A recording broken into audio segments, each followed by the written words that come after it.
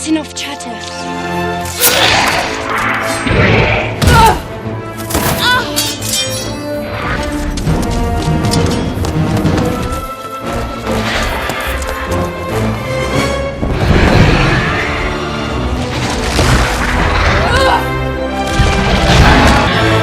Off with your head! Kamusta kayong lahat? Nandito na naman tayo sa Filipino Chill Recap. At ngayon, pag-uusapan natin ang buong Alice story action, adventure, family, fantasy series ang mapapanood nyo mga Tagalog recap sa video na ito mga ka-chill. Mula sa Alice in Wonderland, at Alice Through the Looking Glass.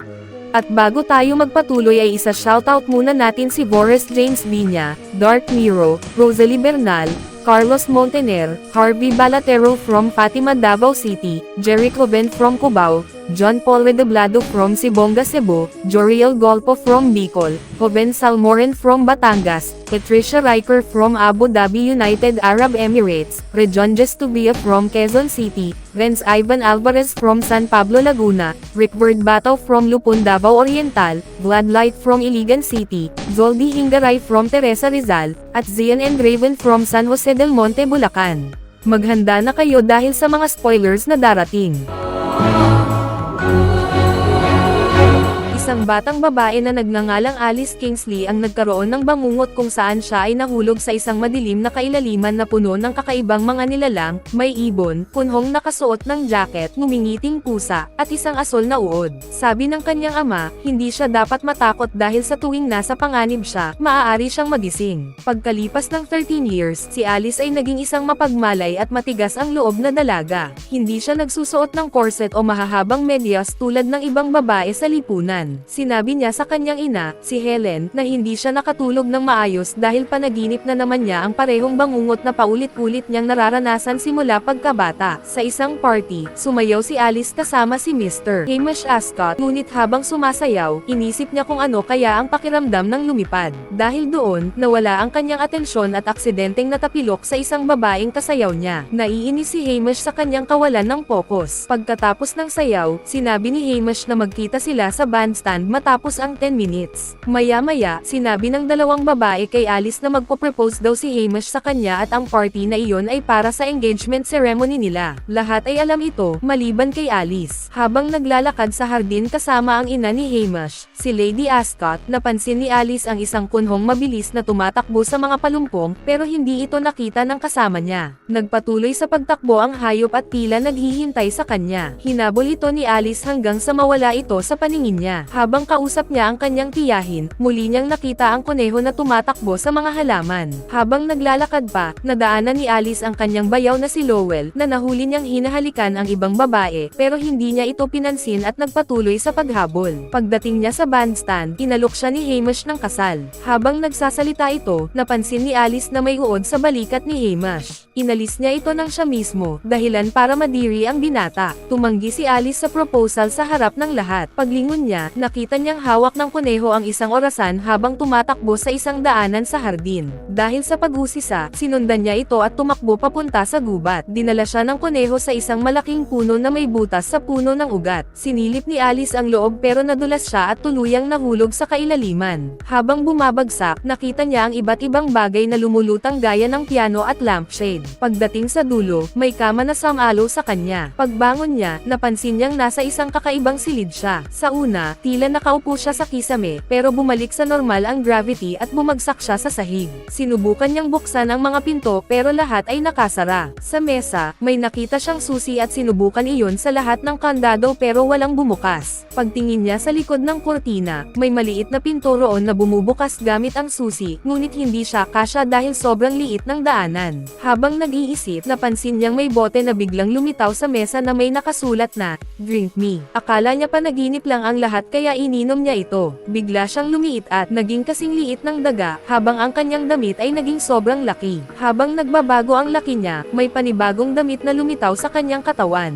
Sinubukan niyang buksan muli ang maliit na pinto pero napagtanto niyang naiwan niya ang susi sa ibabaw ng mesa. Sinubukan ng dalaga na abutin ang susi pero sobrang taas na ng mesa at hindi niya maabot. Ilang Ilang sandali pa, nakakita siya ng isang maliit na kahon na may nakasulat na, "Eat me." Kinain niya ito, at bigla siyang lumaki hanggang sa umabot sa kisame. Uminom ulit siya ng laman ng bote at kinuha ang susi sa mesa, kaya sakto na ang laki niya para makadaan sa maliit na pinto. Paglabas niya sa silid, nagulat si Alice sa kakaibang mundo na puno ng malalaking halaman, kakaibang insekto, at kahit mga nilalang na parang kabayong lumilipad. Doon niya nakita ang White Rabbit na may kasamang kambal na sina Tweedledee at Tweedledum, pati ang isang daga na si Malimkant, na nagsabing hindi daw siya ang tamang Alice. Dahil dito, napagpasyahan nilang dalhin siya kay Absolem, ang matalinong uod na laging nagyoyosi ng huka, upang malaman kung siya nga ba ang tunay na Alice. Pagdating nila kay Absolem, tinanong nito kung sino talaga siya. Dahil sa mga tanong ng uod, parang nawalan ng tiwala si Alice sa sarili. Inutusan siya nitong buksan ang Oracle, isang kalendaryong naglalarawan ng kapalaran ng Underland, at lumalabas na nasa ilalim sila ng pamumuno ng Red Queen. Nakita rin doon ang isang araw na tinatawag na Frabjous Day, ang araw na nakatakdang patayin ni Alice ang halimaw na si Jabberwocky gamit ang Vorpal Sword.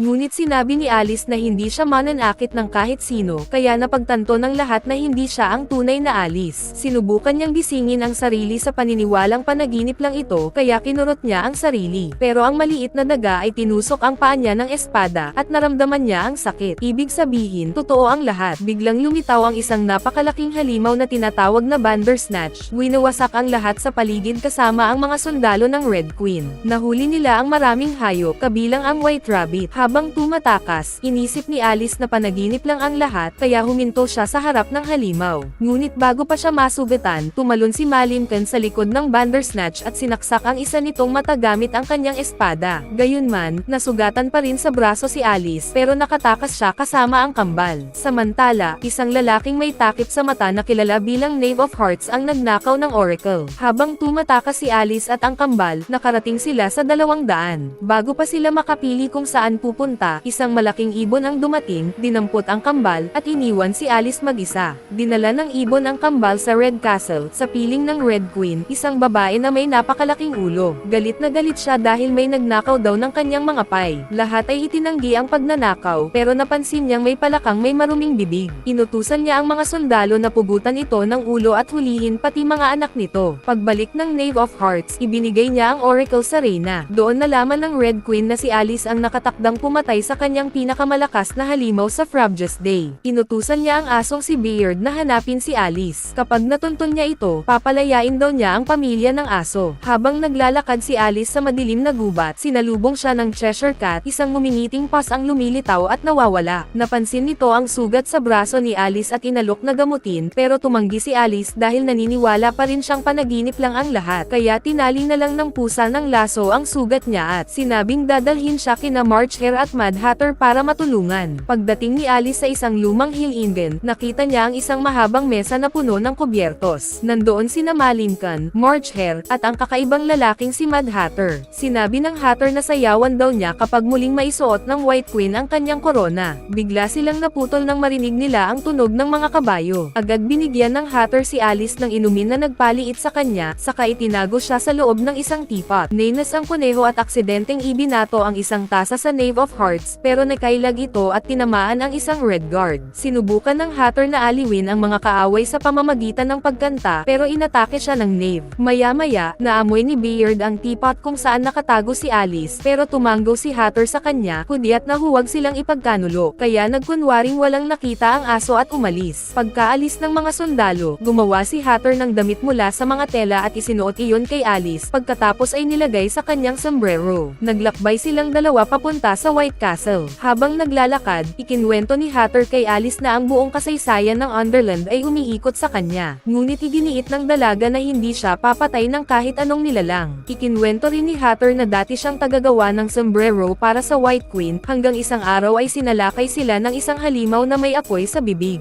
Pagkatapos ng kabuluhan, nagising siya at wala nang natira kundi ang sombrerong suot pa rin niya ngayon. Bigla nilang narinig ang mga aso ng Red Knights na papalapit. Nagtago silang dalawa sa gubat hanggang sa makita nila ang isang lawa. Sinabi ni Hatter kay Alice na tumungo sa timog, saka inihagis ang kanyang sombrero sa kabilang pampang. Naiwan siya at nahuli ng mga kalaban. Kinagabihan, nagtago si Alice sa ilalim ng sombrero. Kinaumagahan, natagpuan siya ni Beard. Napilitan ng aso na ipagkanulo siya dahil bihag ng Red Queen ang kanyang pamilya. Napagtanto gusto ni Alice na dapat niyang kontrolin ang sariling kapalaran. Kaya sumakay siya sa likod ng aso at inutusan itong dalhin siya sa Red Castle. Sa labas ng palasyo, nakita niya ang ilog na puno ng langis. Tumawid siya rito sa pamamagitan ng pagtalon sa mga batong may anyo ng mukha. Pagdating niya sa kabila, inutusan niya si Bayard na ihagis ang sombrero na bumagsak mismo sa loob ng bakuran ng kastilyo. Pagkalampas niya sa pader, nakita ni Alice ang Red Queen na naglalaro ng golf gamit ang isang maliit na hedgehog bilang bola. Sa paglalaro, tumakbo ang hayop papunta mismo kay Alice, kaya iniutos ng Reyna sa White Rabbit na hanapin ito. Pagdating ng kuneho sa hardin, nakita niya si Alice Kingsley. Binigyan siya ng piraso ng cake at nang kainin ito, bigla siyang lumaki ng husto hanggang sa maging dambuhala. Dahil dito, nalaman ng mga sundalo ng Reyna ang presensya niya pero hindi niya sinabi ang kanyang tunay na pagkakakilanlan. Sinabi niyang nagpunta siya roon dahil sa kanilang komunidad, iniisip ng mga tao na sobrang laki niya kaya gusto niyang tanggapin siya ng Reyna. Pinahiram siya ng Reyna ng mga damit na kasya sa kanya at pinaupo siya sa tabi ng trono. Pagkatapos noon, ipinasok ng Reyna ang kambal na sina Tweedledee at Tweedledum sa bulwagan. Nakilala siya ng isa sa kambal pero agad siyang pinigilan ng kapatid niya para hindi mabunyag ang totoo. Maya-maya, dumating ang Knave of Hearts at sinabi ng Reyna na dalhin ang bagong bilanggo. Pagbukas ng pinto, pumasok si Mad Hatter at tinanong siya ng Reyna kung nasaan si Alice. Nagsinungaling si Hatter at sinabing hindi niya alam. Upang ilihis ang atensyon ng Reyna, sinabi niyang kaya niyang gumawa ng sombrerong babagay sa napakagandang ulo ng Reyna. Dahil natuwa ito, pinutol ng Knave of Hearts ang mga tanikala ni Hatter gamit ang kanyang espada at pinalaya siya. Samantala, pumunta si Bayard sa White Queen at sinabing nakabalik na si Alice sa Underland. Ngumiti ang Reyna at sinabing nasa tamang landas na ang dalaga dahil nasa Red Palace ng Red Queen ang Vorpal Sword na kailangan niya. Nakahanap si Alice ng pagkakataon para makatakas papunta sa hardin kung saan nakita niya ang sombrero ni Hatter. Habang nagtatago, narinig ng White Rabbit ang usapan ng Reyna at ng Knave. Aminado ang Reyna na siya mismo ang pumatay sa hari at may relasyon sila ng Knave of Hearts. Sa kabilang banda, habang gumagawa ng mga sombrero, naging balisa si Hatter at sinira ang mga bagay sa paligid. Hinawakan siya ni Alice sa mukha at sinabing, ang mga pinakamahusay na tao ay laging may pagkabaliw. Napakalma si Hatter sa sinabi niya. Ipinaliwanag ni Alice na kailangan niyang hanapin ang Vorpal Sword at dalhin ito sa White Queen. Habang naglalakad sa kastilyo, nakasalubong niya ulit ang kambal na sina Tweedledee at Tweedledum. Dinala nila siya sa White Rabbit pero ayaw siyang papasukin ni Malimcan, ang daga, dahil siya raw ang nakatakdang magligtas kay Hatter. Sa huli, tumulong pa rin ang White Rabbit at dinala si Alice sa isang maliit na kubo sa likod ng palasyo kung saan nakatago ang espada. Sa loob, naamoy ni Alice ang isang pamilyar na amoy, si Bandersnatch, ang halimaw na nanakit sa kanya noon, ay natutulog sa bahay. Nang makita ni Malimcan ang sugat ni Alice, nawalan ito ng malay. Kinuha ng dalaga ang mata ng halimaw na hawak ng daga at dahan-daang pumasok sa loob ng bahay. Ngunit bago siya makarating, hinarang siya ng Knave of Hearts at itinulak sa pader habang pinapanood ng isang lingkod. Nakahanap ng tiyempo si Alice at nakatakas. Pumasok siya sa bahay ng Bandersnatch at ibinalik dito ang mata nito. Dahil dito, kumalma ang halimaw. Nakita ni Alice ang kaong kinalalagyan ng espada, ngunit nakasara ito at di niya mabuksan. Lalong sumakit ang kanyang sugat hanggang sa nawalan siya ng malay, pati na rin ang halimaw na mahina rin. Habang pinapakita ni Hatter ang kanyang mga sombrero sa Reyna, napansin niyang isa sa mga tagapayo ay may pekeng ilong. Natawa siya ng husto, dahilan para mapansin ng Reyna. Pagkatapos noon, nalaman ng Reyna na lumalapit na masyado ang Knave of Hearts kay Alice, kaya nagalit siya. Sa bakuran, nagising si Alice at napansin na may susi sa kwelyo ng Bandersnatch. Kinuha niya ito at maingat na niluwagan ang kwelyo. Dinilaan ng halimaw ang kanyang sugat at agad itong gumaling. Binuksan ni Alice ang kahon ng espada at nakuha na niya sa wakas ang Vorpal Sword. Tumabi sa kanya si Bandersnatch at hinayaan siyang makaalis nang hindi siya sinasaktan. Pagkatapos mapag-alitan ng Reyna, inutusan niya ang Knave of Hearts na hanapin si Alice. Dumating ito sakto nang susubukan ni Alice na putulin ang mga tanikala ni Hatter gamit ang espada. Bigla silang sinalakay ng mga sundalo. Itinapon ni Hatter ang kung ano-anong bagay para ilihis ang mga kalaban habang si Malimcan ay sinubukang putulin ang mga tanikala. Inatake ng Knave si Hatter gamit ang espada pero nagtanggol si Hatter gamit ang isang mannequin at pinagbabato ang kalaban. Nang makita ng daga na mapapahamak si Hatter, sumigaw siya, tinawag ang pangalan ni Alice, kaya nalaman ng Knave ang tunay na pagkakakilanlan ng dalaga. Tumakbo si Alice papunta sa bakuran, pero napaligiran siya ng mga Red Guards. Bago pa siya mahuli, dumating si Bandersnatch at binangga ang mga sundalo. Tumigil ito sa harap ni Alice at inalok siyang sumakay sa likod nito. Magkasama silang tumakas papunta sa White Castle, kasama si Bayard na sumunod sa kanila. Ibinahagi ng Knave of Hearts sa Reyna na nakita nila si Alice at nakatakas ito, kaya pinagsample siya ng Reyna. Sa galit, ipinahuli naman niya sina Malimcan at Hatter. Pagdating ni Alice sa White Castle, inabot niya ang espada sa White Queen. Dinala siya ng Reyna sa kusina, kung saan nagwawala si Marcher habang naghahadjust ng mga gamit. Pagkatapos maghalo ng maraming sangkap sa isang kaldero, lumabas ang isang potion. Ininom ito ni Alice at bumalik sa kanyang normal na laki. Sinabi ng White Queen na kapag natalo na ang Jabberwocky, madyay gising ang mga tao at lalaban sa kasamaan ng Red Queen. Matapos noon, pumunta si Alice kay Absolem, na nagsabing siya talaga ang tunay na Alice, at sa tamang panahon, siya ang hahawak ng Vorpal Sword. Samantala, bago pa man mapugutan si Hatter, dumating si Cheshire Cat sa selda. Sa gitna ng palasyo, nagtipon ang mga tao para saksihan ang hatol. Humiling si Hatter na maiwan sa kanya ang sombrero, kaya pumayag ang tagapugot ng ulo. Nang ibinagsak nito ang espada, biglang naglaho si Hatter at ang sombrero ay lumutang mag-isa, isa palang ilusyon ng Cheshire Cat. Pagkatapos ng ilang sandali, lumitaw si Hatter sa likuran ng Reyna at ipinakita sa kanya na lahat ng tao sa paligid ay nakamaskara at may peking tenga para lang magmukhang katulad niya. Dahil dito, tuluyang nabaliw ang Reyna at inutusan niyang pugutan ng ulo ang lahat ng naroon. Bumaba si Hatter sa pinakailalim ng bakuran at hinikayat ang mga tao na mag-alsa laban sa Red Queen.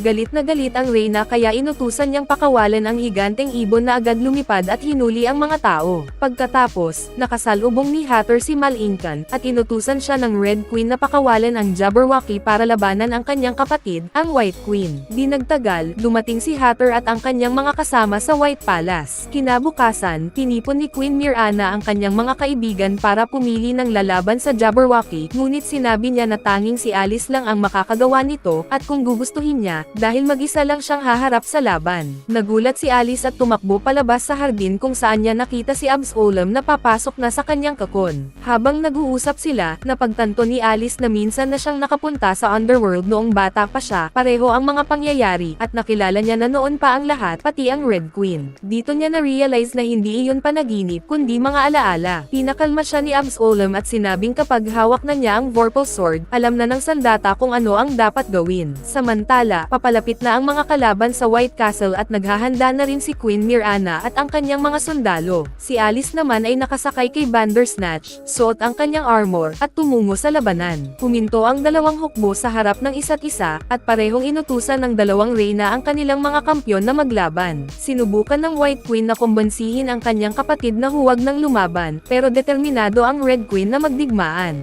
Lahat ay umatras habang papalapit ang Jabberwocky, isang dambuhalang dragon na may napakalalaking pakpak at matutulis na ngipin. Huminga ng malalim si Alice at sinubukang isipin ang mga imposibleng bagay para magkalakas loob. Habang nagsasalita ang halimaw tungkol sa Vorpal Sword, ang dating kalaban nito, sinamantala ni Alice ang pagkakataon at sinugatan ang dila ng Jabberwocky. Galit na gumanti ang halimaw at tinamaan si Alice, dahilan para siya ay matamba. Tinangkang tapakan ng Jabberwocky ang dalaga, ngunit mabilis siyang nakailag. Muling umatake si Alice at sinalubong siya ng kidlat mula sa halimaw, pero nasalag niya ito gamit ang kanyang kalasag. Naniwala siya na kaya niyang talunin ang nilalang, kaya't sunod-sunod siyang umatake at mabilis na umiwas sa bawat hampas nito. Ngunit isang malakas na bug zone ng atake ang nagpatalsek kay Alice at nahulog ang kanyang espada. Habang abala ang Jabberwocky, tinangkang iliga ni Hatter ang halimaw at inutusan ng Red Queen ang mga sundalo na sumali sa labanan, kaya tuluyang sumiklab ang digmaan. Nakuha ni Alice muli ang kanyang espada at tumakas sa gitna ng mga guho ng labanan. Samantala, tinangkang hulihin ng higanteng ibon sina Mouse at ang aso, pero nabaril ito ni Mouse sa mata. Gumamit ng catapult ang mga sundalo at tinamaan ng malaking bato ang ibon, kaya ito ay bumagsak. Habang nagtatago si Alice sa likod ng mga haligi, biglang lumitaw ang Jabberwocky sa likod niya. Nakatakas siya at umakyat sa hagdan, ngunit naroon na rin ang halimaw sa itaas. Nahulog siya sa gilid ng bangin ngunit mabilis nakaiwas sa susunod na hampas. Samantala, tinamaan ni Hatter ng kanyang sandata ang mata ng isang knight at nabulag ito sandali, sapat para mapatamba niya ito. Umatake muli si Alice, umakyat sa leeg ng Jabberwocky, at nang ihagis siya pataas ng halimaw, sinamantala niya ang pagkakataon. Sa isang mabilis na hampas ng Vorpal Sword, naputol niya ang ulo ng Jabberwocky. Napatigil ang lahat. Si Hatter, na muntik nang patayin si Knave of Hearts, ay umatras at hindi na itinuloy. Ngunit galit pa rin ang Red Queen at inutusan ang isa sa mga sundalo na pugutan ng ulo si Alice. Subali, tumanggi na ang mga sundalo, dahil natalo na ang pinakamalakas nilang isang mandirigma. Ibinaba ng lahat ang kanilang mga saldata, at ang korona ay dinala ni Cheshire Cat papunta sa White Queen. Pinatalsik ng White Queen ang Red Queen sa isang lugar na walang tao, at si Knave of Hearts naman ay makukulong kasama niya. Nang malaman ito ni Knave, tinangka niyang patayin ang Reyna, ngunit nasugatan siya ni Hatter matapos siyang ay hulugan ng kutsilyo sa kamay. Bilang pasasalamat, binigyan ni Queen Mirana si Alice ng dugo ng dragon para makabalik siya sa kanyang mundo. Bago inumin ang elixir, nagpaalam si Alice kay Hatter, pagkatapos ay tumalon siya sa butas ng puno, ang parehong lagusan na kanyang pinasok noon, at nakabalik sa kanyang tunay na mundo, basang-basa at madumi, habang ginaganap ang engagement ceremony. Muling tinanggihan ni Alice ang alok ng kasal at sinabi niyang hindi niya hahayaang iba ang magdesisyon ng kanyang kapalaran.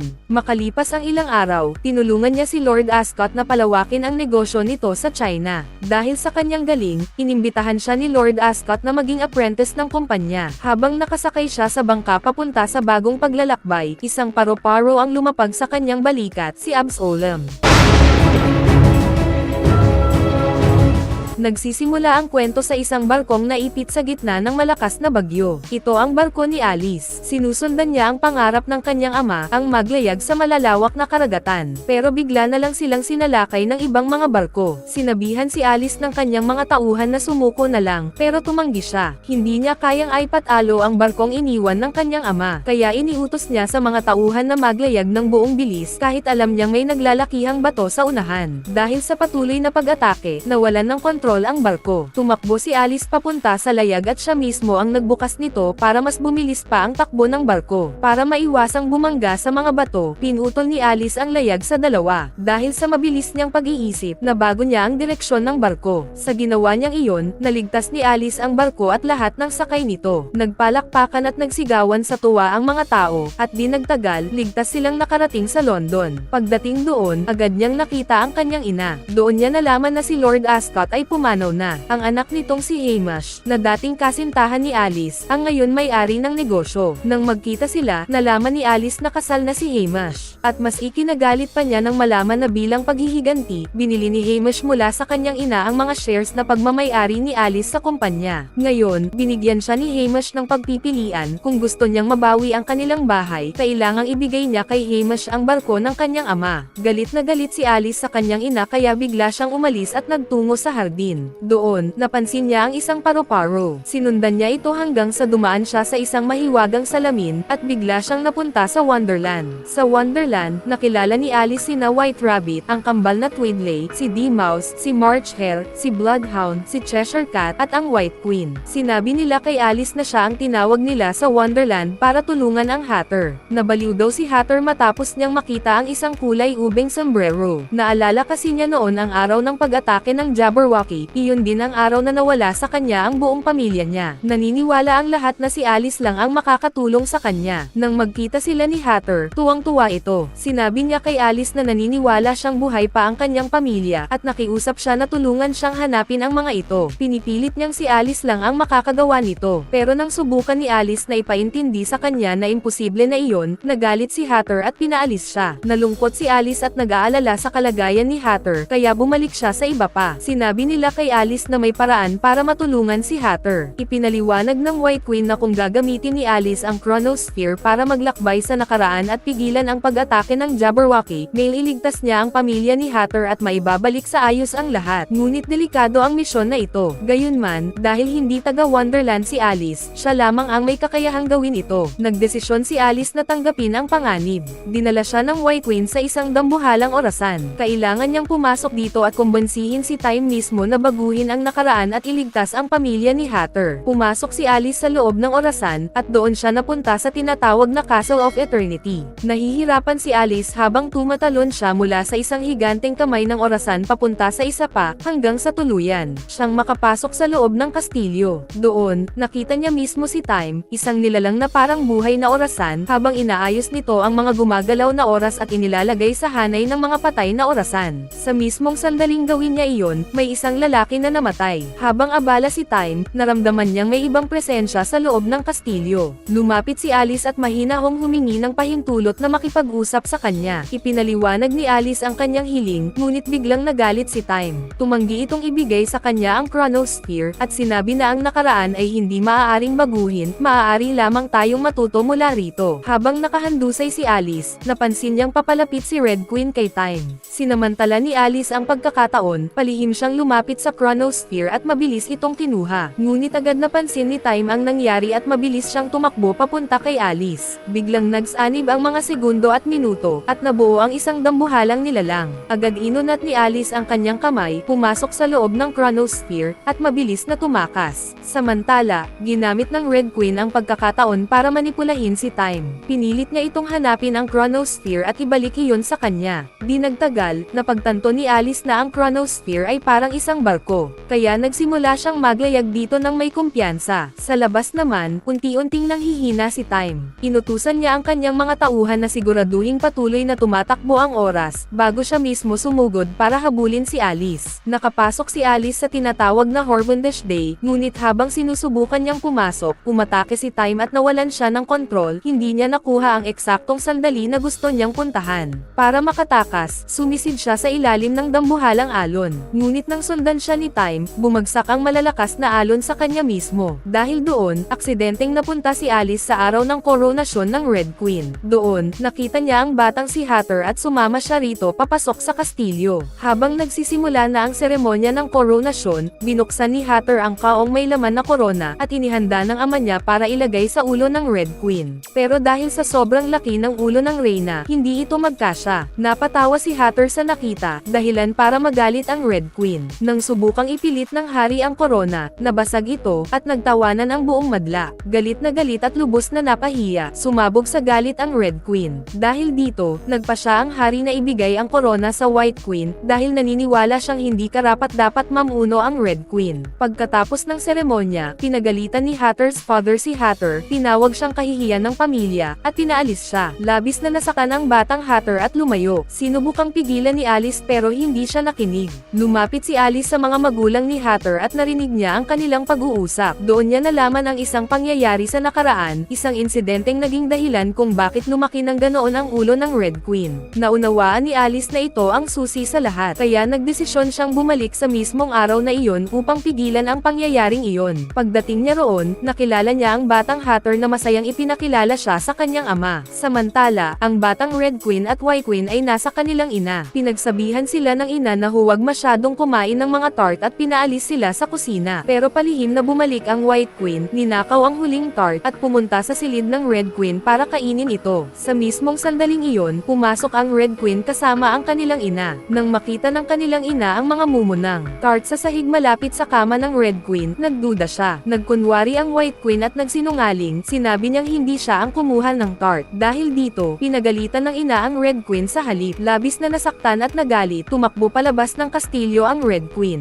Samantala, masayang ipinakita ni Hatter sa kanyang ama ang unang sombrerong ginawa niya. Pero imbes na purihin siya, sinubukan pa itong ayusin ng ama, at sa proseso, nabasag niya ang sombrero. Pagkatapos, basta na lang niya itong itinapon sa basurahan. Labis na nasaktan si Hatter sa ginawa ng kanyang ama. Naniwala siyang hindi siya mahal nito. Matapos iyon, tumakbo si Alice para habulin ang Red Queen. Naabutan niya ito bago pa man ito masira ang orasan, ngunit kahit pigilan niya, nadulas pa rin ang Red Queen at tumama ang ulo sa isang pon. Sa sandaling iyon, naalala ni Alice ang mga sinabi ni Time, hindi pwedeng baguhin ang nakaraan, maaari lamang tayong matuto mula rito. Habang iniisip niya iyon, napansin niya ang bintana sa bahay ni Hatter. Mula roon, nakita niya ang ama ni Hatter na pinulot ang sirang sombrero mula sa basurahan at inilagay ito sa kanyang bulsa. Doon na-realize ni Alice na kahit mahigpit at matigas ang ama ni Hatter, mahal pa rin niya ang anak niya at gusto lang niya ng mabuti para dito. Biglang dumating si Time at nakiusap kay Alice na ibalik na sa kanya ang Chronosphere. Pero determinado pa rin si Alice na iligtas muna ang pamilya ni Hatter bago iyon ibalik. Sa halip na sumunod, tumakas siya sa pamamagitan ng isang salamin at bumalik sa kanyang mundo. Pagmulat niya, nasa isang mental hospital na siya. Ipinadala siya roon ni Hamish dahil akala nito nababaliw na siya, matapos marinig ang tungkol sa chronosphere at sa mahiwagang salamin. Pero determinado pa rin si Alice na makatakas. Tinurukan niya ng gamot ang doktor, at tinulungan din siya ng kanyang ina para makatakas. Tumalon si Alice mula sa bubong ng ospital at napunta sa isang dagat na naghatid sa kanya pabalik ng bahay. Pagdating doon, kinuha niya agad ang chronosphere at dumaan muli sa salamin para bumalik sa Wonderland. Sa wakas, nakarating siya sa Horvendish Day, eksaktong sa gitna ng pag-atake ng Jabberwocky. Sinusunog ng Jabberwocky ang lahat ng bagay, at nagkakagulo ang mga tao sa takot. Nakita ni Alice ang pamilya ni Hatter at dali-dali siyang tumakbo para iligtas sila. Pero bago pa man siya makalapit, sinunog na ng Jabberwocky ang lahat. Akala ni Alice ay huli na siya, nawala na ang pamilya ni Hatter. Pero hindi nagtagal, nalaman niya ang katotohanan. Hindi pala pinatay ang pamilya ni Hatter. Inutusan lang sila ng Red Queen na itago ang mga ito para linlanggan ang lahat. Peke pala ang lahat ng iyon, inisip ng mga tao na patay sila, pero lihim silang itinago ng mga sundalo ng Red Queen. Agad na bumalik si Alice kay Hatter. Naabutan niya itong nakahiga, mahina at puno ng dalamhati. Ikinwento ni Alice ang lahat at nangakong ibabalik niya ang pamilya ni Hatter.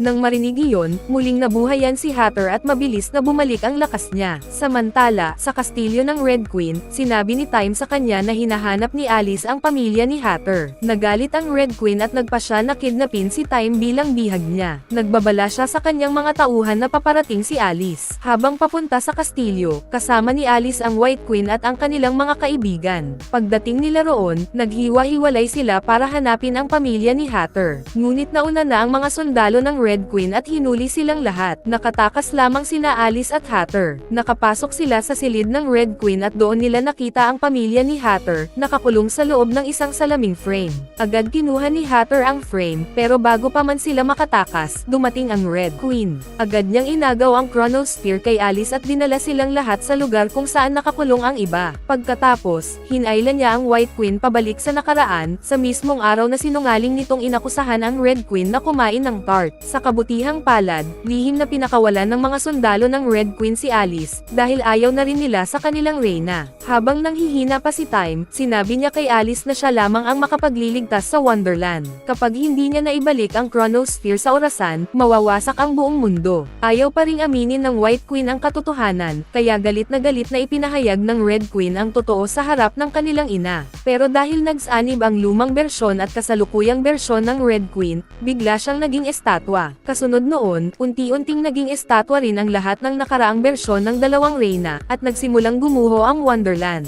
Dumating sina Alice at Hatter sakto sa oras at mabilis na tumakbo papunta sa orasan. Habang bumabagsak at naglalaho ang paligid, patuloy pa rin silang tumatakbo. Sa huling sandali, narating ni Alice ang orasan at desperadong sinubukang ibalik ang chronosphere. Isa-isa nang nagiging estatwa ang lahat. Habang papalapit siya, unti-unti ring nagiging bato ang katawan ni Alice. Bago pa man niya maibalik ang chronosphere, tuluyan siyang naging estatwa. Nasira ng tuluyan ang Wonderland, pati ang salamin ay nagdilim. Akala ng lahat, tapos na ang lahat, na naipit na magpakailanman si Alice. Pero biglang hinigop ng orasan ang chronosphere pabalik sa lugar nito. Muling naibalik ang oras, at bumalik sa dati ang Wonderland. Humingi ng tawad ang White Queen sa Red Queen, at bilang kapalit, pinalaya naman ng Red Queen ang pamilya ni Hatter. Nagpasalamat si Alice kay Time at nagpaalam sa lahat ng kanyang mga kaibigan bago bumalik sa kanyang mundo sa pamamagitan ng salamin. Pagbalik niya sa realidad, muntik na niyang tanggapin ang kasunduan na ibigay ang barko ng kanyang ama kay Hamish kapalit ng kanilang bahay. Pero nang makita ng kanyang ina ang kayabangan ni Hamish, siya mismo ang tumangging pumirma sa kasunduan. Sa huling bahagi, makikita sina Alice at ang kanyang ina na magkasamang pinapalago ang negosyo ng kanyang ama, at dito nagtatapos ang pelikula. Diyan nagtatapos ang detalyadong paliwanag at recap ng Alice Story Action, Adventure, Family, Fantasy Franchise Series. Maraming salamat sa inyong pagmamahal at suporta, at magkita-kita tayo sa susunod na kwento. Mag-subscribe na kung hindi ka pa nakasubscribe, pindutin na rin ang notification bell at like button para sa marami pang movie recap katulad nito, at mag-iwan ng comment down below. And as always, thank you for watching.